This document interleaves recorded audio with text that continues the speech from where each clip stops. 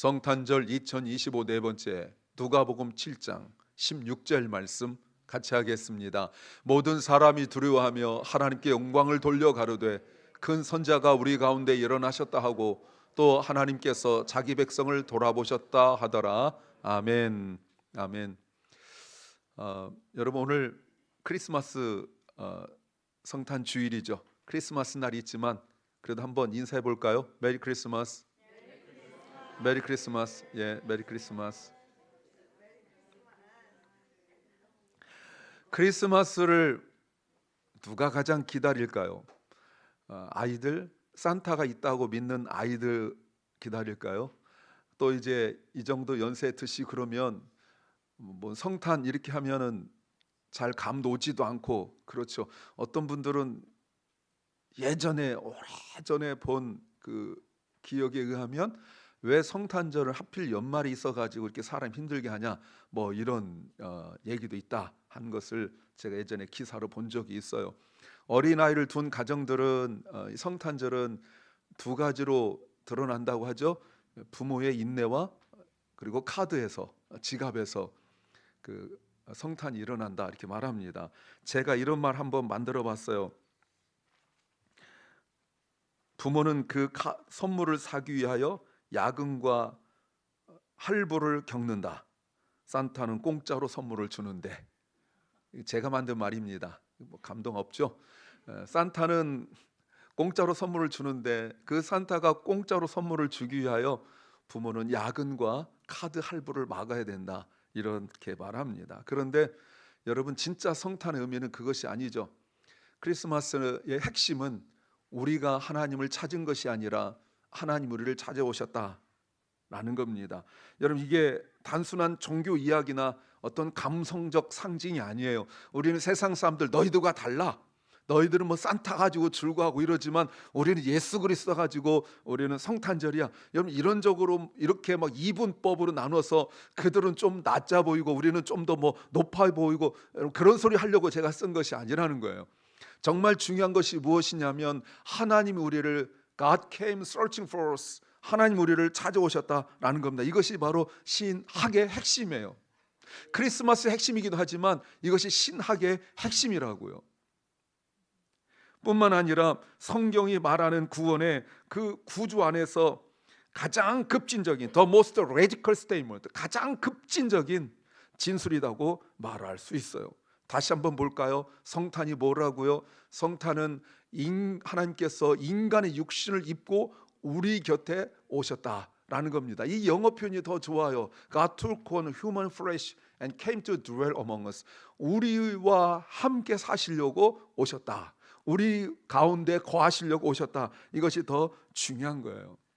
아마 이 정도 되면은 많이 익숙하신 분들 있을 겁니다. 성탄 뭐 한두 번 겪은 것도 아니고 수없이 겪고 대개 목사님들 성탄절 하루만 절기 설교 하는데 저는 무슨 배짱인지 모르고 지금까지 19년 딱 오는 18년 이렇게 오는 동안 여러분 절기 설교를 제가 4번, 6번씩 성탄절, 뭐 부활절 절기 설교를 제가 아주 끝장내듯이 막 하고 있는 사람으로서 아마 다 기억 못 하셔서 감사하기도 하지만 성탄이라는 것이 결국은 무엇이냐면 하나님께서 인간이 되셔서 인카네이션 성육신이라고 말할 수 있죠.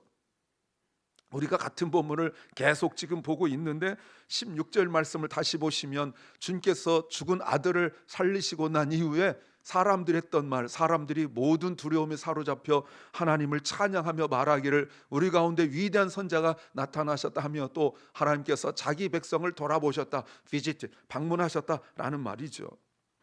그런데 여기에서 여러분 우리가 이 본문에는 이 구절에는 나와 있지 않지만 앞의 내용과 연관시켜서 본다면 하나님께서 God has visited His people for something, 뭔가 목적이 있어요. 어떤 목적을 가지고 주님께서 방문하셨다라는 겁니다. 무슨 말이죠? 하나님 우리를 찾아오셔야만 이루어지는 그 무엇인가 있다는 의미예요.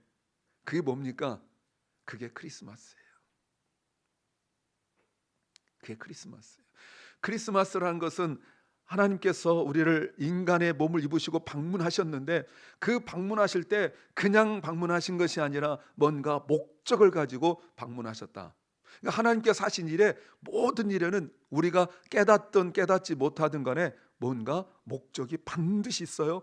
그런데 주님께서 이 땅에 오신 그 크리스마스 분명히 목적이 있어요. 그럼 이런 질문이 가능하죠. 왜 우리는 하나님이 찾아오셔만 했을까?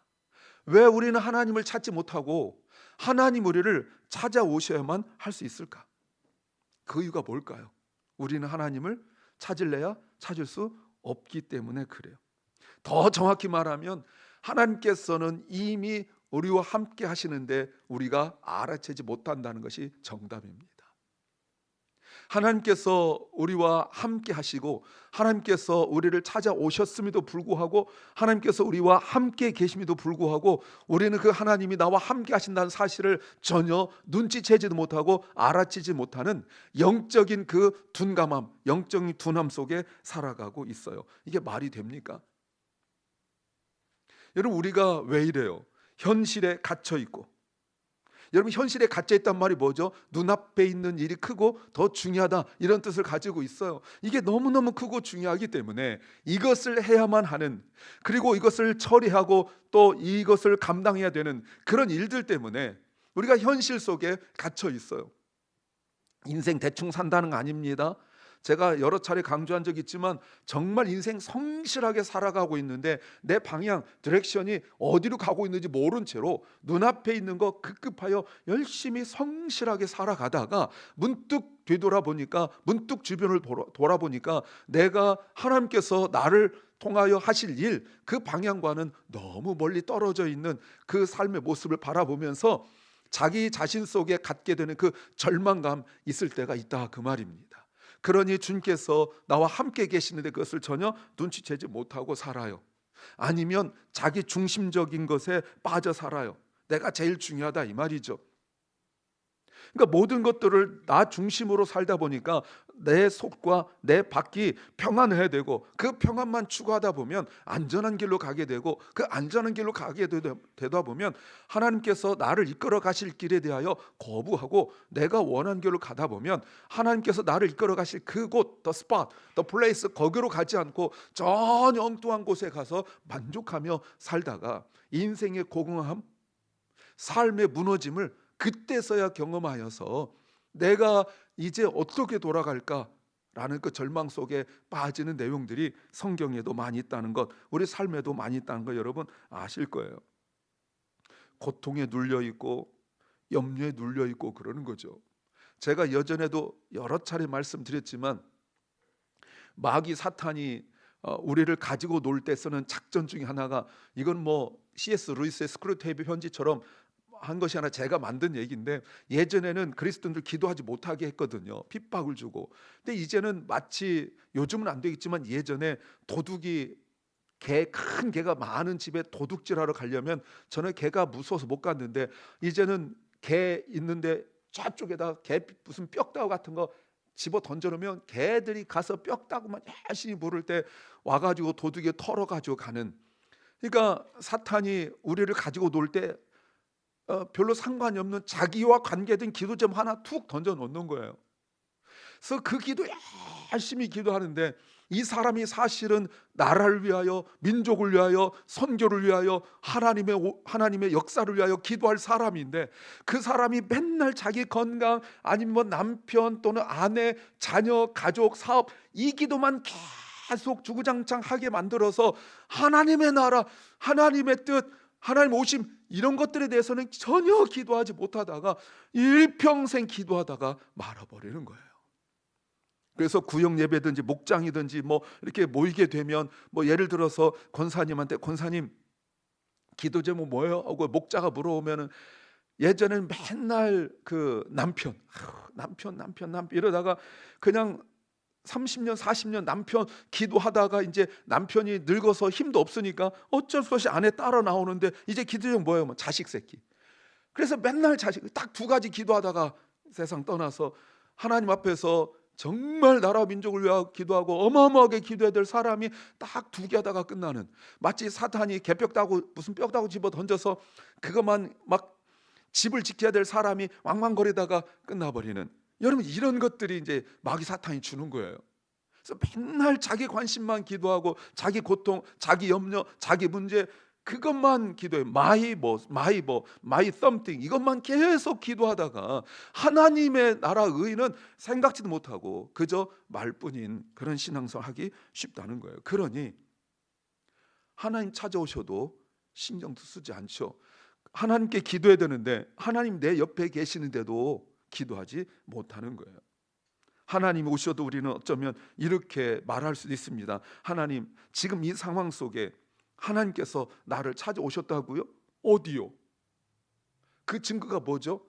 해서 예수님한테 증거를 보여주라고, 기적을 보여주라고 이런 소리 하던 그때 당시 종교 지도자들처럼 하나님이 나와 함께 하신다는 그 사실이 정말 중요한 우리 신앙생활에 그 가장 중요한 것 중에 하나인데, 그 하나님 함께 하심에 대하여 자꾸 뭔가 그 믿음 없는 기도원처럼 증거를 보여달라고, 그 증거가 뭐냐면 이 문제 해결해 달라고, 돈 좀 달라고, 건강 달라고, 이런 외적인 표현들로 자꾸 하나님 앞에 강요하고 이러다 보니까 하나님이 나와 함께 하신다는 사실을 모르고 살아가는 거예요. 그럼에도 불구하고 하나님 나를 먼저 찾아오셨어요. 그러면 다시 한번 질문을 바꿔서 하나님 편에서, 우리 편이 아니라 하나님 편에서 왜 크리스마스가 필요했을까요? 우리 지난번에 한번 보셨지만 세례 요한의 아버지 사가랴가 세례 요한을 낳고 난 뒤에 불렀던 찬양, 누가복음 1장 68절 말씀을 다시 한번 보겠습니다. 찬송하리로다 주 이스라엘 하나님이여 그 백성을 방문하시고 속량하셨다. He has come to his people and redeemed them. 여러분 찾아오신 이유가 속량하시기 위하여, 구원하시기 위하여, 리딤하기 위하여 오셨다 이 말입니다. 이 말이 뭐죠? 구원이란 것은 하나님께서 오셔야만 되는, 그래야 이루어질 수 있는 그런 일이라는 거예요. 구원은 하나님께서 인간이 되셔야만 되는 일이에요. 그게 뭡니까? 그게 바로 크리스마스예요. 그런데 다시 한번 보세요. 1장 68절 다시 보시면 찬송하리로다 주 이스라엘 하나님이여 그리고 그 백성을 돌아보셨다. He has come to. 여러분 굳이 말하자면 과거예요. 이미 이루어진 일도 아니고 또 이루어진 것도 하나도 없는데 과거로 표현되어 있어요. 여러분 보세요. 사실은 본문 말씀에서도 아까 68절을 보시면 과거보다 더 놀라운 완료로 되어 있어요. 이미 오셔서 함께 하신다는 거예요. 정말입니까? 아직은 아니에요. 이루어지지도 않았고 아직 오시지도 않았어요. 그런데 어떻게 사가랴는 이것을 He has come to his people이라고 말했을까요? He will come이라고 말하면 그가 올 거다 하면 이해가 돼요. 언젠간 오겠죠. 이스라엘 그때 당시 이스라엘 사람들은 언젠간 오실 거라고 생각하고 있고 그 이후로 2000년이 지난 지금도 언젠간 오실 거라고 지금도 기다리고 있는 그 이스라엘 사람들의 그 문법, 화법으로 보면 He has come 이미 오셨다라면 맞지 않아요. 그런데 이미 이루어진 일이라고 선포하고 있죠. 여러분, 그런데 왜 우리는 이 고백을 하지 못할까요? 사가랴는 예수님께서 오실 거라고 고백을 했는데 이미 아니 오셨다라고 고백을 했는데, 그런데 우리는 정말 예수님께서 역사적으로 오셨고 그 예수님이 나와 함께 하신다고 우리는 믿고 있는데 왜 우리는 여전히 그 감격과 감사 속에 살지 못하고 있습니까? 눈앞에 있는 현실에 붙들려 살기 때문에 그래요. 그게 즐거움이 되었던, 그것이 고통이 되었던 그 속에서 묶여 살고 있기 때문에 주님께서 오시면 내 문제가 뭔가 분명하게 해결되어지고 나에게 이런 어떤 변화가 있어야 되는데 그런 것들이 없기 때문에 주님을 진실로 믿지 못하고 있는 거죠. 하나님께서 말씀하셨는데 믿지 못했던 사가랴, 여러분 사가랴는 처음부터 믿지 못했어요. 사가랴는 대제사장이었고요, 그리고 지성소 안에 있었고요. 더군다나 눈에 보이지 않는 천사가 눈에 보이게 눈앞에 나타났는데도 믿지 못했어요. 왜 그렇습니까? 하나님께서 말씀하신 것에 시선을 두지 못하고 사가랴가 그 천사에게 말한 것이 자기 나이, 자기 아내의 나이, 그리고 상식, 이런 것만 계속 말을 했어요. 이게 우리의 모습 아닙니까? 우리가 하나님이 나와 함께 하신다는 걸 믿고 우리가 그렇게 고백을 하면서도 자꾸 어떤 중요한 일에 있어서는 내 나이를 이야기하고 내 상태를 이야기하고 내 현실을 이야기하고 내 상식을 이야기하고 자꾸 그렇게 말하고 있지 않습니까? 그래서 하나님께서 다시 오셨습니다 하면 여러분 여기에서 아멘 안 할 사람 어디 있겠어요? 그런데 그것은 그냥 신앙의 영역 안에서, 그냥 신앙의 부분 안에서만 이루어진 일이죠. 마치 그 사이버 세상, 온라인 세상 속에 갇혀 사는 사람들이 그 온라인에서 막 뭔가 이루어지고 현실을 돌아보면 현실은 암담하니까 자꾸 그 속으로 사이버상으로 온라인상으로 기어 들어가는 것처럼 자기 현실이 어려우니까 기도라는 것이, 예배라는 것이, 하나님 섬긴다는 것이, 그것이 자신의 현실을 잊기 위하여 마치 도박을 하고 마치 술을 중독되고 그리고 마약에 중독되고 하는 것처럼 현실을 잊어버리기 위하여 종교가 그렇게 마약처럼 되어버리고 마는 거 아니겠어요?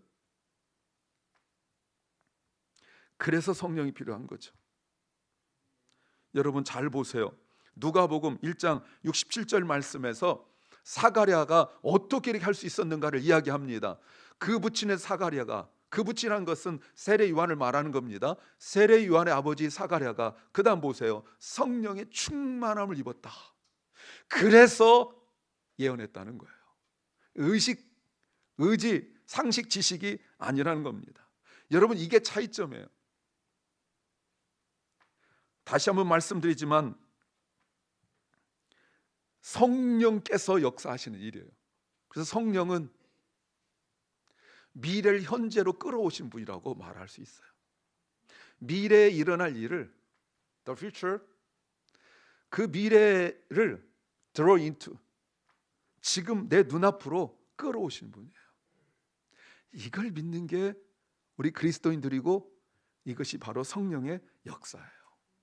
아까 말씀드렸지만 사가랴가 처음부터 그랬던 것 결코 아닙니다.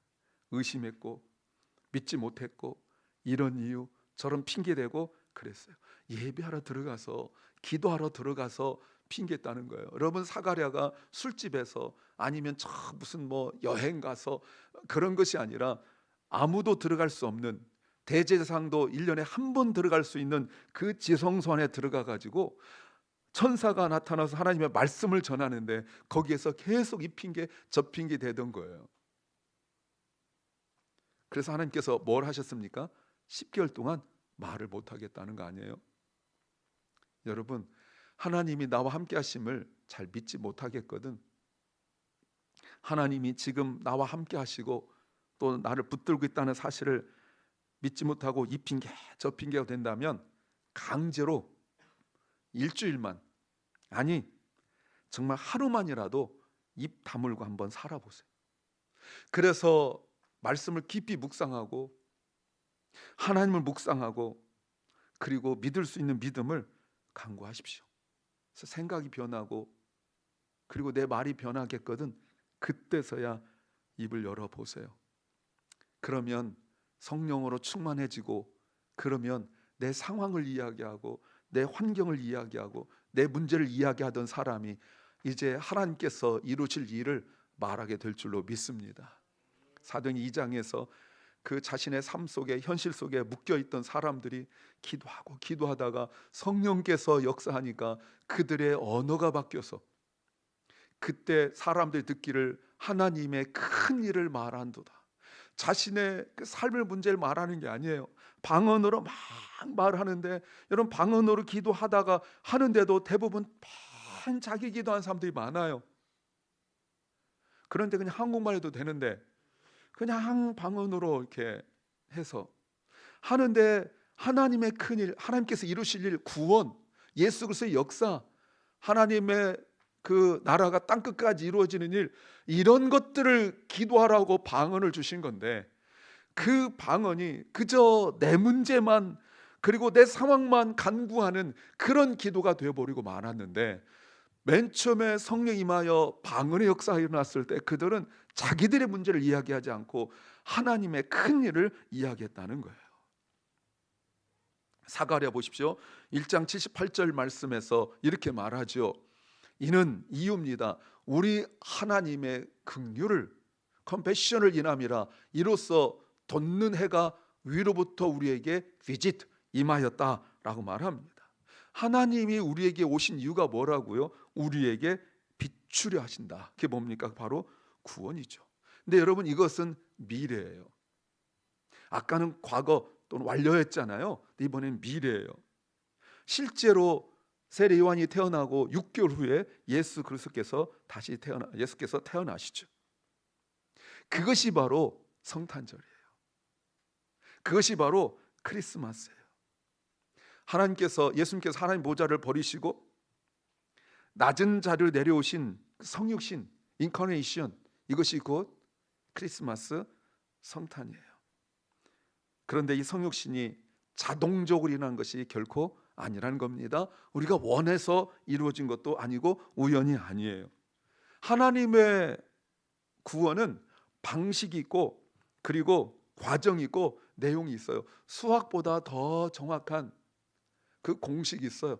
제가 지금 설교 준비하고 있는데 어느 날 제가 한번 딱 띄울 거예요. 미리 말씀드리면 1 더하기 1은 뭐냐. 제가 지금 예전에 제가 한번 도입 부분에 써먹은 적이 있었는데 한 10몇 년 전에, 지금 제가 조만간 한번 써먹으려고 1 더하기 1은 제가 이거 써먹으려고 준비하고 있습니다. 그때 제가 물어볼 텐데 2 하면 안 된다는 거 제가 미리 좀 말씀을 드리고요. 예. 여러분, 그것보다 더 정확한 것이 하나님의 구원 방식이에요. 어긋남이 없어요. 하나님께서 계획하시고 진행하시고 하는 그 모든 과정 속에서 어긋남이 없고 틀림이 없어요. 정확하게 오십니다. 그런데 그 중심에 뭐가 있다고요? 성령이 계세요. 예수님은 성령으로 잉태하셨고 하나님의 방문은 성령의 역사가 실제적인 사건이 된 거죠. 성부 하나님께서 계획을 세우시고 성자가 오시고 성령은 그리스도의 오심을 실제적 사건으로 만드신 거예요. 언제 이런 걸 우리에게 보여주셨습니까? 물론 창세기 3장 15절에서 보여주시기도 하셨죠. 말씀하셨어요. 그러나 좀 더 구체적으로 말씀드리면 이사야 7장 14절입니다. 이사야 7장 14절, 너무 유명한 구절이니까 같이 한번 읽을까요? 시작. 그러므로 주께서 친히 징조로 너희에게 주실 것이라. 보라, 처녀가 잉태하여 아들을 낳을 것이요 그 이름을 임마누엘이라 하리라. 예, 제가 교회에서 여러 차례 설교를 했고 학생들에게는 제가 많이 말을 했어요. 여러분, 요게 배경이 마침 오늘부터 시작한 미가의 배경이 되기도 합니다. 예, 남유다의 아하스 왕 때예요. 참 믿음이라고는 눈 씻고 보아도 찾을 수 없는 그 아하스 왕 때 북이스라엘과 아람 군대가 연합하여 공격하고 있었어요. 이사야 선자가 아하스 왕을 찾아가서 뭐라고 말했냐면 기도해라 라고 말했더니 아하스 왕이 뭐라고 말했어요? 기도하지 않겠다. 뭐 이런 일로 하나님을 번거롭게 하냐, 기도하지 않겠다 라고 말했지만 속셈은 무엇이었냐면 아수르가 도와주길 원했던 거예요. 오늘 미가 본문도 그렇고 지금 요 시기가 언제냐면 아람과 그리고 아수르가 서로 막 경쟁하고 요럴 때였거든요.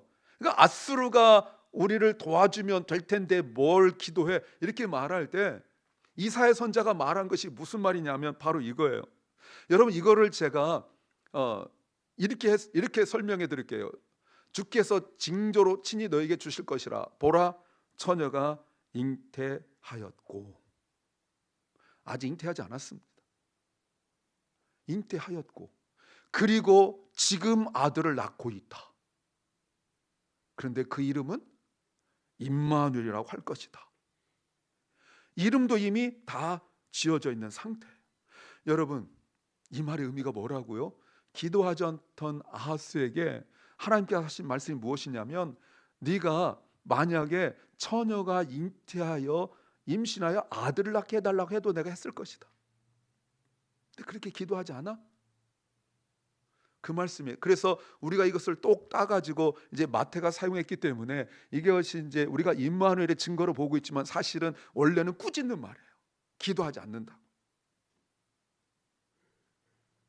이 말씀이 700년 후에 이루어졌는데 이 말씀 오해한 것이 이사야 아닙니까? 왜냐하면 이 처녀가 젊은 여자로도 표현되거든요. 근데 이사야가 가만히 생각하니까 그때 당시 그나마 믿음 있는 사람은 자기 외에 없는 거예요. 근데 마침 또 자기 아내가 젊은 여자예요. 뭐 자기도 젊을 때니까. 근데 젊은 여자가 임신한 아들을 낳을 것이었는데 기가 막히게 자기 아내가 또 아들을 낳아요. 야, 내 아들 임마누엘이겠다라고 했지만 지금도 제가 외우지 못하는 블라블라블라 이름을 지어 주시죠. 하나님께서 아니라는 거예요. 이 바로 예수 그리스도죠. 이때 예언됐을 때 하나님께서 이 말씀을 미래의 언젠가라고 말씀하지 아니하시고 이미 하나님께서 이미 임신했고 이미 지금 낳고 있는 중이고 그 이름도 이미 지어졌다라는 것으로 선포하셨고 그 말씀이 때가 되어 이루어진 기가 막힌 타이밍이라고 말할 수 있죠. 또 하나 미가 5장 2절 말씀, 여러분 이게 돌아오는 목요일 날 성탄절 때 제가 볼 본문이기도 해요. 베들레헴아 내게서 한 통치자가 나올 것이다 라고 했던 이 말씀이 결국은 이루어졌죠.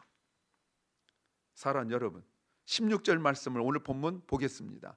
사람들이 모든 두려움에 사로잡혀 하나님을 찬양하며 말하기를 우리 가운데 위대한 선지자가 나타나셨다 하며 또 하나님께서 자기 백성을 돌아보신다.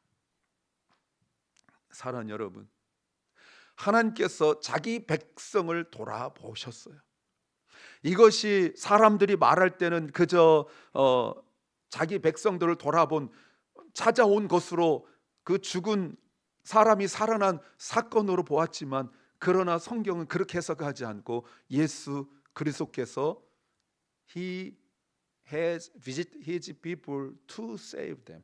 그들을 구원하시게 오신 것으로 보는 거예요. 그게 뭡니까? 그것이 바로 크리스마스예요. 지금은 크리스마스라고 인사도 하지 않죠. 해피 할리데이라고 말하죠. 제가 마켓 갔는데 그 사람이 저한테 해피 할리데이 하면 제가 돌아서서 메리 크리스마스라고 유창하고 완벽한 발음으로 얘기해 줍니다. 조금 더 하면 I wish you a Merry Christmas 이렇게까지 얘기했죠. 그러면 그 사람이 저한테 또 메리 크리스마스라고 말하죠. 여러분 메리 크리스마스란 말이 뭡니까? 즐겁다란 뜻 아시겠고요. 크리스마스, 크라이스트 플러스 메스 아닙니까? 예, 이것이 그리스도를 경배하라, 그리스도를 예배하라 이런 뜻이잖아요. 이게 정말 정확한 답이죠. 그런데 여러분 첫 성탄 때는 어땠을까요? 누가복음에 보시면 2장 11절에 첫 성탄 때입니다. 목자들에게 천군과 천사가 나타나서 오늘 다윗의 동네에 너를 위하여 구주가 나셨다. 곧 그리스도 주시다. 구주가 A Savior has been born to you. 너에게 나셨다. 목자들은 그 깜깜한 밤에 들판에서 천군과 천사의 찬양소리를 들었죠. 하늘엔 영광, 땅에는 기쁨 이런 찬양을 들었죠. 그래서 곧바로 일어나 아기에게 달려가서 경배합니다. 그러나 여러분 베들레헴 사람들은 그러지 못했죠. 억울할 거예요. 우리가 어찌 알았겠냐. 그리고 그때는 호적할 때이기 때문에 수많은 사람들이 오는 때인데 그 중에 메시아인지 우리가 어떻게 알았겠냐.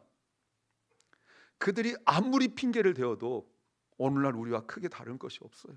주님이 나와 함께 했는데 내가 어떻게 하냐라고 부르짖는 우리와 그때 당시 베들레헴 사람과 큰 차이가 없다는 거예요. 사랑하는 여러분, 오늘날 우리도 늘 바빠요.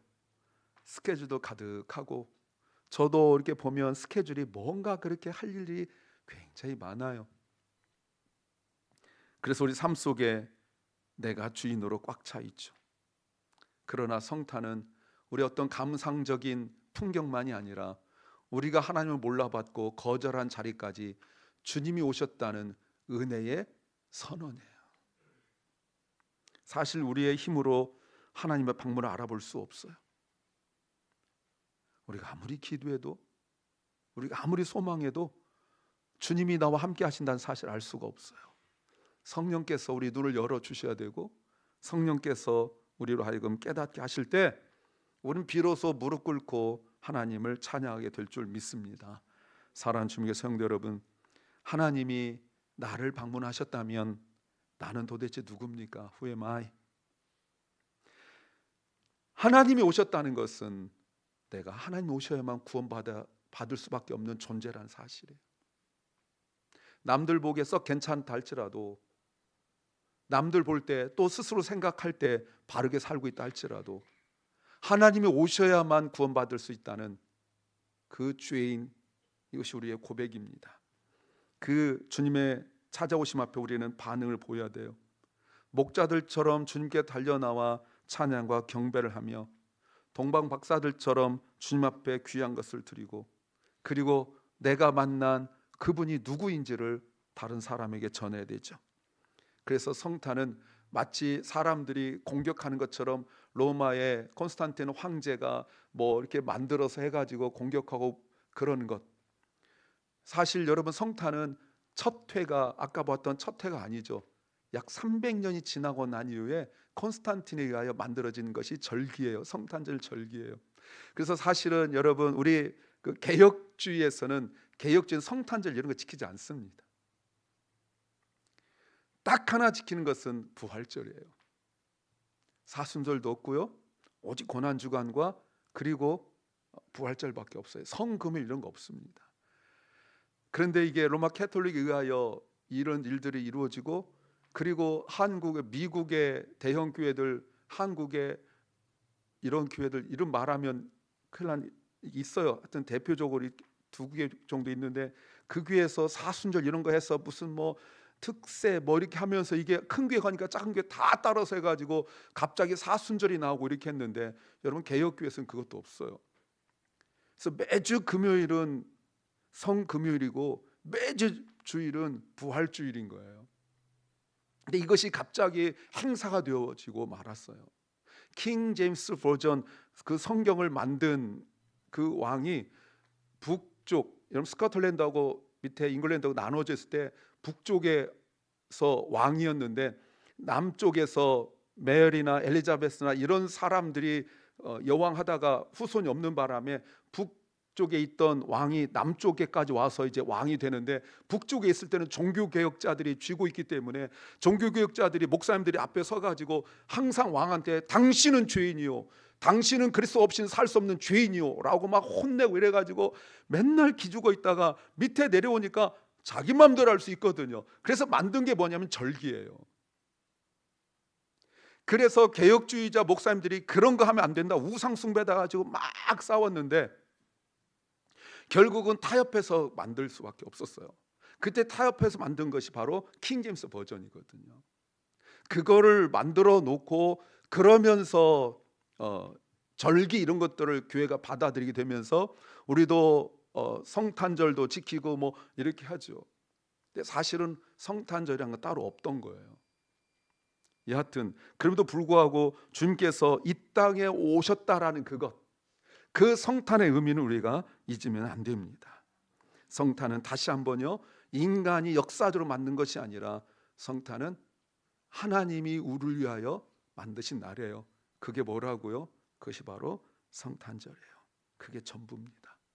그렇다면 우리가 할 수 있는 단 한 가지는 하나님 앞에 나와서 엎드리고 찬양하는 것입니다.